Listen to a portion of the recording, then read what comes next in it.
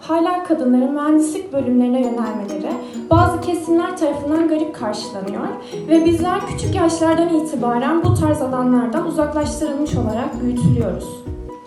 O yüzden belki de çok seveceğimiz ve kendimizi bulacağımız ve alanların farkında bile olmadan meslek seçimleri yapıyoruz. Ben bir şekilde yazılım dünyasıyla tanışabildim. Ancak henüz tanışamamış kadınların ilk kodlarını yazma şansını veren ve yazılımcı olmak konusunda motive eden Django Girls programlama atölyesini düzenleyebilmiş olmak beni çok mutlu ediyor. Tüm gün oturup çatır çatır kod yazıyoruz, yiyoruz, içiyoruz. Gülüp eğleniyoruz ve ara sıra isyan ediyoruz. Ama asla pes etmeyeceğiz. O Django Girls turuncusunu görmeden pes eden bizden değildir diyoruz. Günün sonunda birçok katılımcının hayal dahi edemeyeceği canlı ortamda kişisel bloğumuzu oluşturmuş olduk.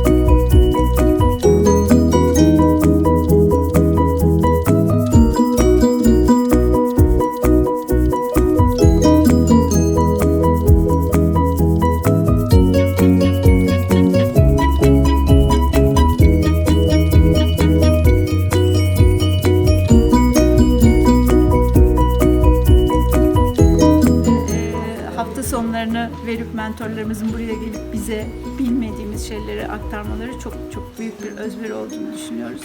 İşte sabah başladığımız etkinlikte öncelikle kurulumlarımızı yaptık. Ondan sonra da bir web sayfası hazırlamak üzere neler yapılacağını gerçekten adım adım son derece açık bir şekilde anlattı arkadaşlarımız. Bundan sonrasına da devam etmeyi sizinle ve kendi başımıza çok istiyoruz tabii. Bu tür etkinliklerin özellikle işte kadın yazılımcıların artmasına faydalı olacağını düşünüyoruz.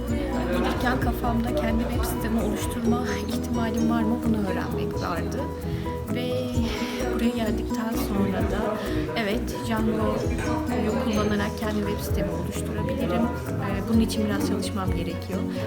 Her ne kadar bugün tüm gün boyunca temel yapıları neler yapabileceğimizi öğrenmiş olsak da üzerinden geçip onu güzelleştirmeye çalışmam gerekiyor ama inanılmaz keyifli bir gündü. Beraber çalıştığım arkadaşlarım bu konuda daha önce bir bilgisi deneyimi yoktu. Bilgisayardan önce kod yazmamışlardı. Bu vesileyle birlikte hep beraber ilk kodlarımızı yazdık. İlk web sitemizi oluşturduk. Ben de bunun heyecanını arkadaşlarla paylaştım. Çok heyecanlı vardı. Kendi yazdıkları yazıların bütün dünya tarafından görülebilmesinin onlar için çok büyük bir neşe kaynağı oldu. Bundan sonraki etkinliklerde diğer insanların da bu organizasyonu düşünüp buraya katılmasını, bu fırsatı değerlendirmesini tavsiye ediyorum.